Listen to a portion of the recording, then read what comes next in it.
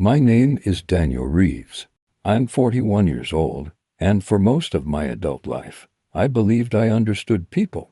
I run a small security consulting firm in Denver, nothing glamorous, but it pays the bills and keeps the lights on. I always thought my ability to read others was the one thing I could rely on. Turns out, that was the biggest lie I ever told myself. I met Emily 3 years ago at a conference in Chicago. She was a project coordinator for a logistics company, quick-witted, warm, the kind of woman who made silence feel comfortable instead of heavy. We clicked fast maybe, but I didn't question it. I'd been divorced for 2 years, lonely, tired of the emotional draft of an empty house. She felt like sunlight after months of gray. I didn't know then that sunlight can blind you long before it warms you. For a while, everything felt right. Weekend trips to the mountains, late-night takeout on the couch, her leaving little notes on my desk before I left for work. I'd wake up before her sometimes, watch her breathing softly, hair scattered across the pillow, and I'd think, this is the last woman I'll ever love. I was a fool. But fools are always the last to know. The first crack came subtly. She started working late more often. Not unusual on its own, her job was chaotic. But then there were the shifted schedules, the missed calls, the way she started shielding her phone with her hand like every incoming notification was a secret password. Still, I convinced myself it was stress. Everyone goes through seasons. But the night everything changed. I wasn't supposed to be home early. A client canceled, so I drove back around 8. Our living room light was on. I smiled. She always left it that way if she knew I'd be home soon. Inside, I heard laughter, not hers. A man's voice. It wasn't loud, just a low, easy laugh, the comfortable kind shared between people who know exactly what they're doing. I froze in the hallway. My heartbeat slowed instead of speeding up, which scared me more than anything. When I stepped forward and opened the door, they didn't hear me at first. They were in the kitchen, standing too close. Emily leaning against the counter while he whispered something in her ear. He was tall, maybe mid-40s, wearing a pressed button-down like he'd come straight from a polished corporate office. I recognized him immediately, Marcus Hale, one of her colleagues. I'd met him once at a company dinner. The handshake had been too firm, the smile too polite. He had the aura of someone who believed nothing in life could touch him. When Emily finally noticed me, she flinched like she'd been shot. "Daniel," I thought. "I didn't know you were home." Marcus turned, eyes widening for a split second before he composed himself. "Hey man," he said, like we were old friends catching up. "We were just." "Don't," I said. "Just one word." Enough to silence him. Emily stepped forward, trembling. "It's not what it looks like." The oldest line in the book, the one cheaters reach for like a fire alarm. Except this fire wasn't meant to be put out. I didn't yell, didn't accuse. I just looked at her, really looked, and suddenly every inconsistency of the past month snapped into place like a puzzle I had refused to finish. "I need you to leave," I told Marcus. He hesitated for a moment, probably measuring whether I was a threat, then decided I wasn't worth the trouble. He grabbed his jacket and slipped out the door without another word. Emily sat down at the table, hands clasped, breathing fast. "I'm sorry," she whispered. "I didn't mean. It wasn't supposed to happen." That sentence is one cheater's love. It wasn't supposed to happen. As if betrayal is something that just stumbles into a room uninvited. I stared at her for a long moment and felt something inside me go very, very quiet. I wasn't angry yet, not the kind of anger you act on. This was colder, patient, the kind that waits. "Who started it?" I asked. She blinked. "Does that matter?" I didn't answer. I already knew. Men like Marcus don't pursue unless they know the door is already open. Emily began to cry, but the tears didn't move me. They felt rehearsed water on a stage floor. When she reached out to touch my hand, I pulled away. And in that moment, I think she finally understood that something in me was shifting, something she couldn't predict. I stood up, grabbed my keys, and headed toward the door. "Where are you going?" she asked, voice cracking. "To think," I said. "And you should too." When the door closed behind me, I felt the first flicker of something dangerous. Not grief, not rage. Clarity. The kind of clarity that doesn't break you, it sharpens you. And that's when I realized this wasn't over. Not even close. It was the beginning of something she would never forget, something neither of them would walk away from untouched. I drove without direction that night. Just let the city swallow me whole, the streetlights sliding across the windshield like streaks of accusation. Denver felt different, colder, sharper. Every intersection looked like a decision I didn't want to make. After an hour of circling the same blocks, I ended up in an industrial area near the old rail yards. Warehouses, empty lots, the kind of place nobody asks questions. I parked in the shadows, killed the engine, and just sat there. People talk about heartbreak like it's a cream cut. It isn't. It's an infection, slow creeping, and once it reaches your bloodstream, it changes everything. I tried to replay what I saw in the kitchen, but my mind refused to settle. Every detail felt corrupted. Every memory with her now came with an aftertaste. Eventually, my phone buzzed. Emily. 14 missed calls. 20 messages. I didn't open a single one. Instead, I sat there until my chest stopped aching and something steadier took its place, a cold, controlled resolve. Sometime past midnight, I drove to the only person I trusted enough to speak to, my younger sister, Alexa. She lived in a townhouse on the edge of the city, a quiet place with a porch light that flickered whenever it rained. When she opened the door, her face softened immediately. "What happened?" I must have looked like hell. "It's Emily," I said. "She's been cheating." Alexa didn't gasp or look shocked. She just sighed quietly, like she'd expected this long before I did. "Come inside." She made tea. She always made tea when something serious was happening, and we sat at her kitchen table, the same place we'd sat the night my marriage ended years ago. "Tell me everything," she said. I did. Every detail. She didn't interrupt. She didn't ask the pointless questions people usually ask in moments like this. She just listened. When I was done, she leaned back in her chair and crossed her arms. "So, what are you going to do?" "I don't know," I admitted. "But I'm not letting it go." Her eyes narrowed just a little.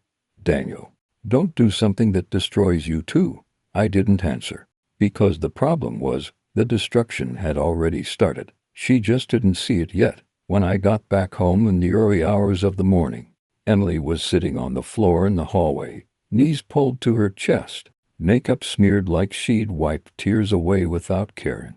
She stood when she saw me. Double quotes. "Daniel, please, not now," I said. My voice surprised even me. It held no anger, just distance. She reached for my arm. "We need to talk." "You had plenty of time to talk," I replied. "You used it to lie." She broke again, quietly this time. "It was a mistake." I got confused. "Marcus was—" "Don't say his name." I didn't raise my voice. I didn't need to. She pressed her lips together, nodding like someone who suddenly realized she wasn't negotiating, she was being measured. "I ended it," she whispered. "With him. Right after you left. I told him it's over." I shrugged. "Doesn't change what happened." She wiped her face with her sleeve. "Tell me what you want me to do." I looked her straight in the eyes for the first time since the kitchen. "I want the truth." She swallowed. "All of it. All of it." And she gave it piece by piece. How it started. Why it started. How long it had been going on. The late-night meetings. The hotel room in Boulder. The photos Marcus kept for leverage. The text she deleted. The call she took outside. The way she'd started seeing him before I even realized something was wrong. By the time she finished, the sun was rising and I felt empty, cleanly empty, like someone had scraped out the rot and left only the shell. "Thank you for telling me," I said. She looked surprised. Hope flickered in her eyes, the kind that appears too easily, like she couldn't help believing forgiveness was possible. But I wasn't done. "Pack a bag," I said. Her face fell. "Daniel, please, pack a bag." She didn't argue this time. She walked to the bedroom with trembling legs. I followed her, leaned against the doorframe, and watched her fold clothes with shaking hands. When she zipped up the suitcase, she turned to me with red eyes. "Is this forever?" she whispered. I looked at her, really looked, and finally let the truth form. "I don't know yet," I said. "But you need to leave now." She nodded slowly, like someone accepting a sentence they knew was coming. When she rolled the suitcase to the door, she paused. "I'm sorry," she said again. Voice hollow. I didn't respond. The door closed behind her, and the apartment fell silent, the kind of silence that feels like a vacuum. But what she didn't know, what Marcus didn't know, was that I wasn't done, not even close, because betrayal isn't something you walk away from. It's something you answer, and I had just begun writing mine. The first morning without her was strange, too quiet, too still. I made coffee out of habit and poured 2 cups before remembering I was alone. The second cup sat untouched on the counter, cooling into something bitter. I should have felt relieved. Instead, I felt sharpened. When someone betrays you, your mind becomes a machine. Every detail matters. Every inconsistency becomes evidence. Every memory rewrites itself. Marcus had slipped into my life through Emily. Now I was going to pull him out by the roots. I started by digging into him the way I dig into a client's potential threat, discreetly, methodically, without emotion. His public profile was clean, polished, too polished, no scandals, no money issues, no blemishes. Men like him don't stay spotless by being innocent. They stay spotless by hiding the dirt better than others. Using some of the tools from my work, I began tracing patterns, travel records, expense reports, social media inconsistencies. It took only a couple of hours before the cracks began to show. There were hotel stays charged under company accounts that didn't match his travel schedule, cash withdrawals that coincided with Emily's conferences, transfers to a private brokerage under a name I didn't recognize. Someone else might have missed the pattern. But I'd spent years studying threats. Marcus wasn't just a cheating colleague. He was a man who lived behind shadows he pretended not to cast out by afternoon. I had enough breadcrumbs to justify the next step, calling an old friend from my time contracting for private firms, a guy named Miles. He wasn't the kind of person you asked for help unless you were prepared for what he'd find. He'd picked up on the second ring. "Dan, haven't heard from you in a while. I need information," I said. Quietly, there was a beat of silence. "Tell me the target." I hesitated for half a second. Saying Marcus's name out loud felt like giving shape to the enemy. "Marcus Hale." Miles let out a low whistle. "Corporate darling, expensive taste." "Why him?" He crossed a line. "That's vague. That's all I'm giving." Miles paused, then exhaled. "Fine, give me 2 days." But I didn't have 2 days. Marcus didn't know I'd thrown Emily out yet. That meant he'd be expecting her. He'd be checking in.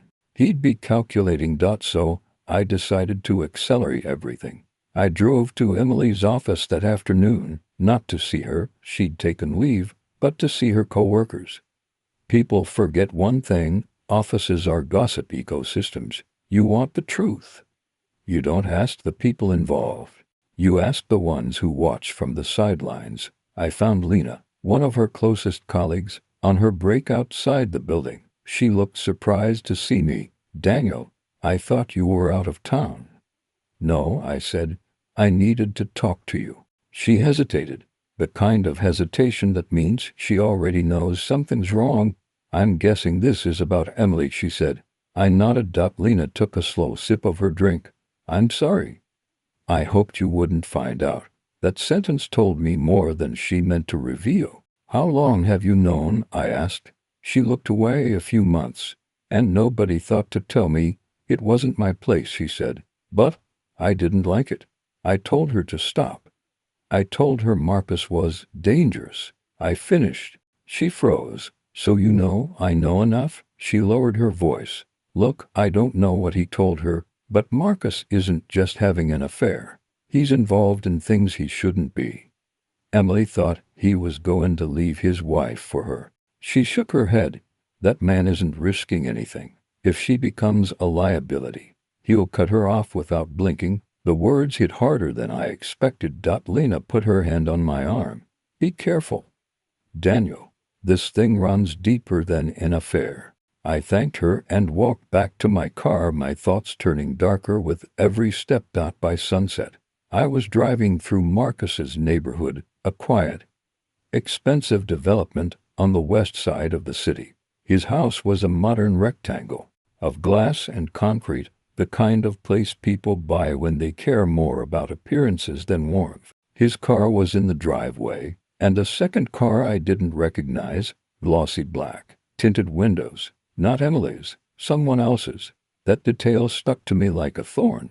I parked down the street, far enough not to draw suspicion, and washed. At 7:42 p.m., Marcus stepped outside to take a call. The porch light cast a long shadow across the driveway.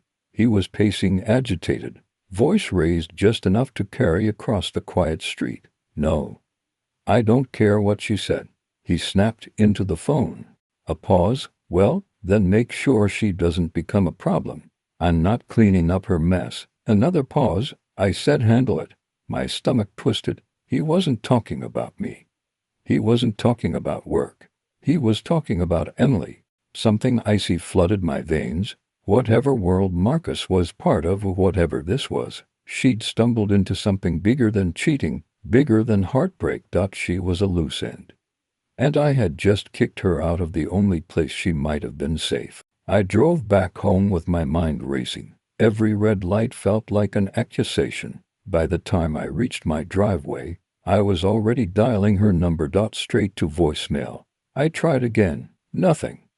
Then I texted. No response. And then, finally, a message came through, but not from her. Unknown number. Stop looking for her. I stared at the screen as the truth settled in. This wasn't revenge anymore. This was a hunt, and Emily was the one being hunted. I didn't sleep that night. Not a second. I sat in the kitchen with the phone on the table in front of me, staring at the message. Stop looking for her. Whoever sent it wasn't bluffing. The tone was too clean, too decisive, too familiar. Messages like that are never threats. They're warnings from someone who believes they already have control.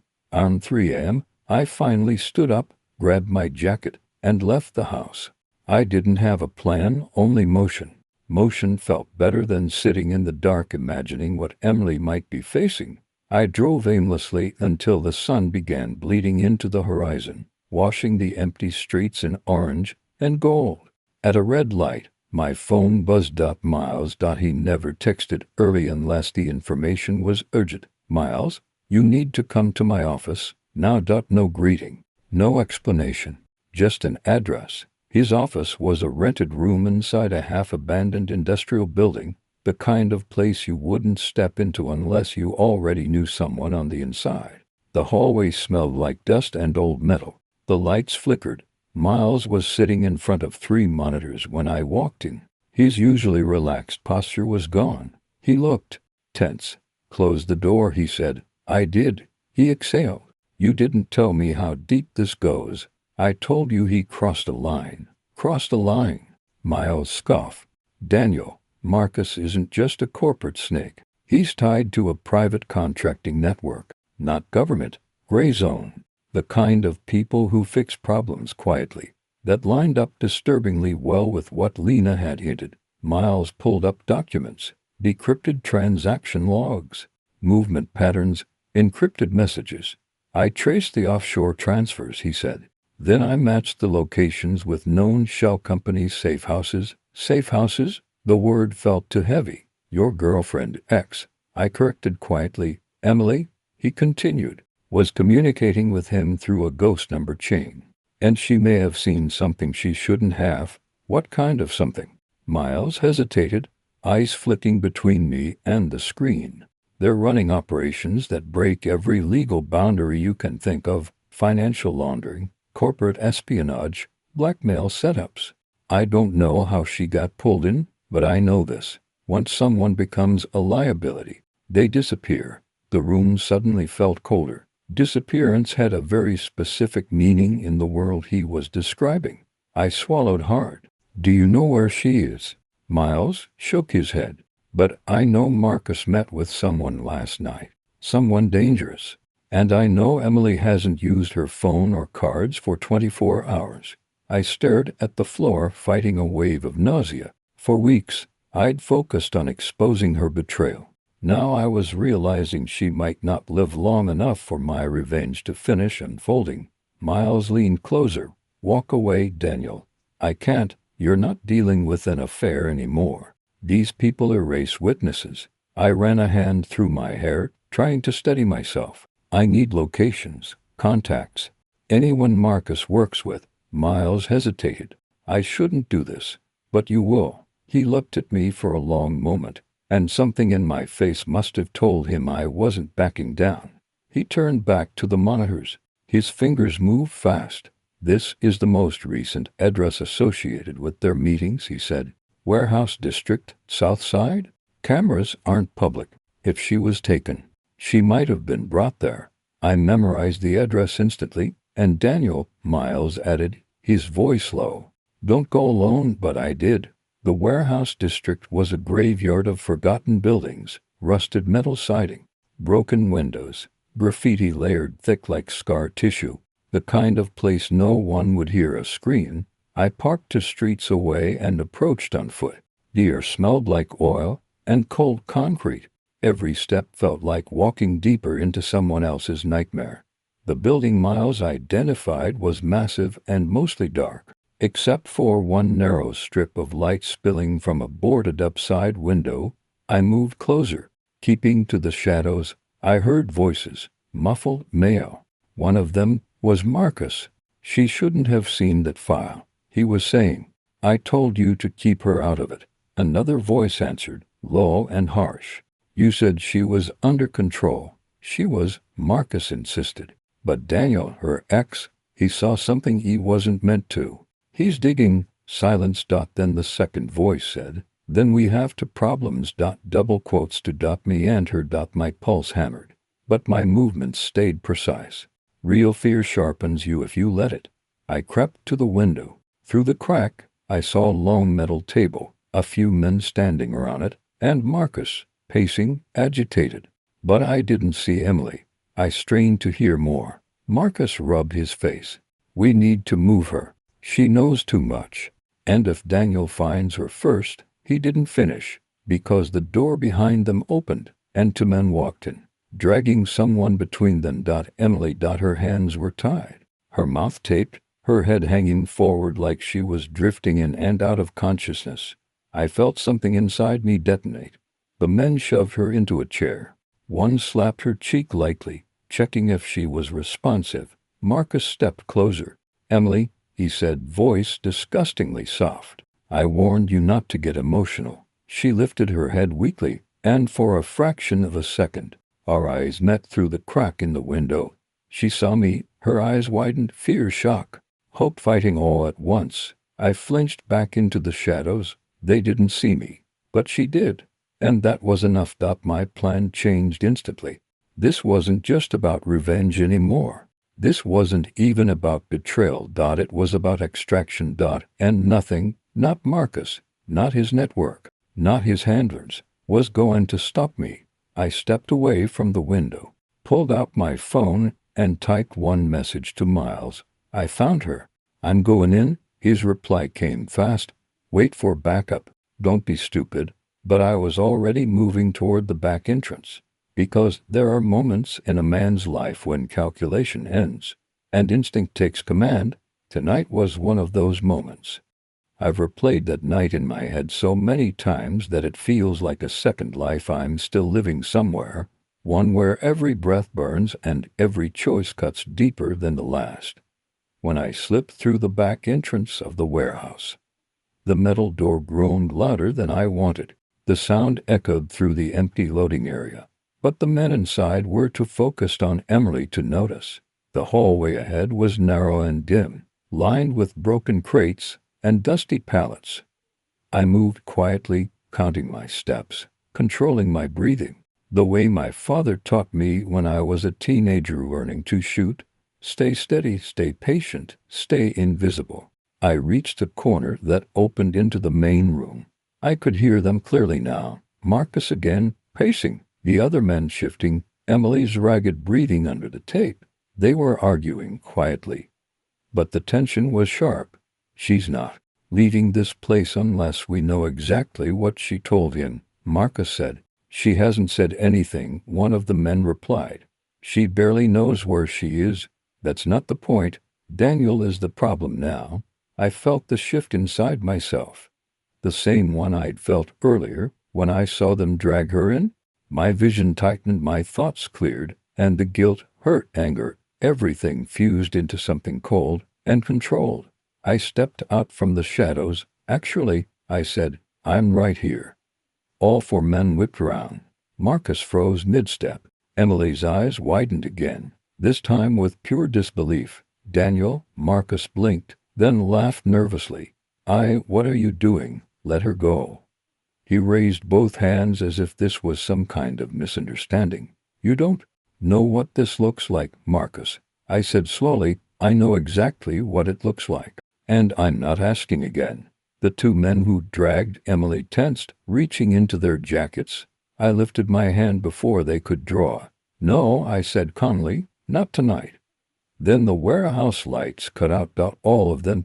The room plunged into darkness. Footsteps, shouts, something metal clattering, and then the unmistakable sound of a suppressed shot. PHFFFT. But no impact. A split second later, the emergency lights flicked on, weak red strips lining the ceiling, and in that bloody red glow, I saw exactly what happened. Miles, he was standing in the loading bay doorway, gun raised, eyes locked on the armed men like he had walked straight out of another life he never told me about. Daniel, he said calmly, you move left, now. I didn't question it. I dove left behind a support beam as another suppressed shot hissed through the air. Miles fired twice. Controlled, precise. One man dropped, the other scrambled behind a crate. Marcus ran.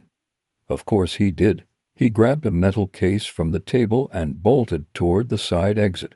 Cowardice always reveals itself under pressure.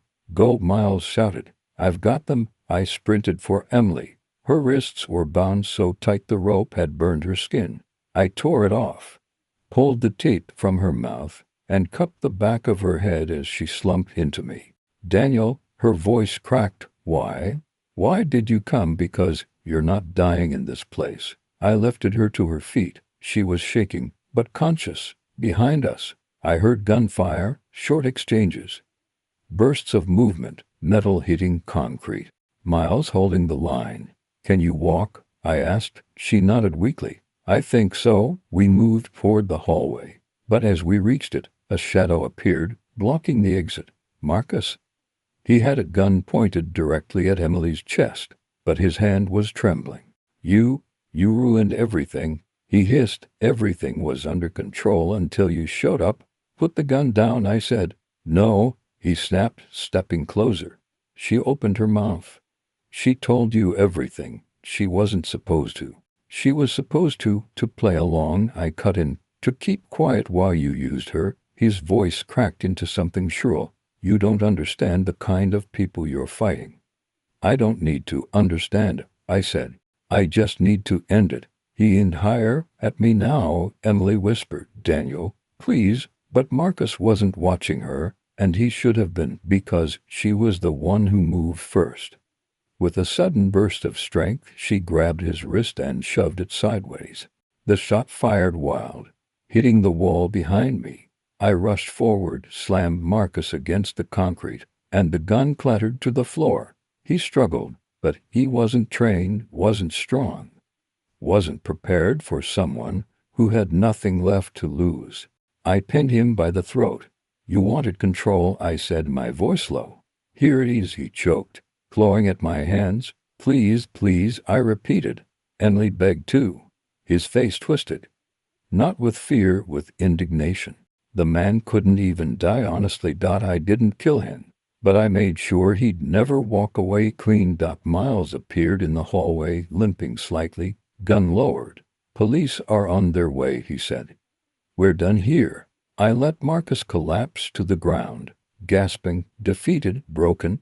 Emily clung to my arm, still trembling. When we stepped outside, the night air felt impossibly cold, as if the world itself had frozen to watch what we'd done. Sirens wailed in the distance. Miles disappeared before they arrived. He always knew how to vanish. Emily recovered in the weeks that followed. She told the police everything, the financial cover-ups, the manipulation, the threats Marcus used to keep her under his thumb. She admitted she'd lied to me. She admitted she'd been weak. She admitted she'd been afraid. I didn't forgive her. Not entirely. Some wounds don't heal the right way. They knit back crooked, always aching when the weather changes. We don't speak now. Not out of hate, just consequence. Sometimes I see her across town, sitting outside a cafe, watching people pass with that distant look trauma leaves behind. She sees me too, but neither of us walks over. We survived something together. But survival doesn't always mean reunion. And me, I'm learning how to breathe again, how to sleep, how to rebuild whatever is left after losing everything twice. First through betrayal, then through truth. Some nights, I still hear Marcus's words in the back of my skull. You ruined everything. Maybe I did. Maybe that's what saving someone looks like. Maybe destruction and rescue sometimes were the same face. Either way, I can live with that because this time, nobody got to decide for me.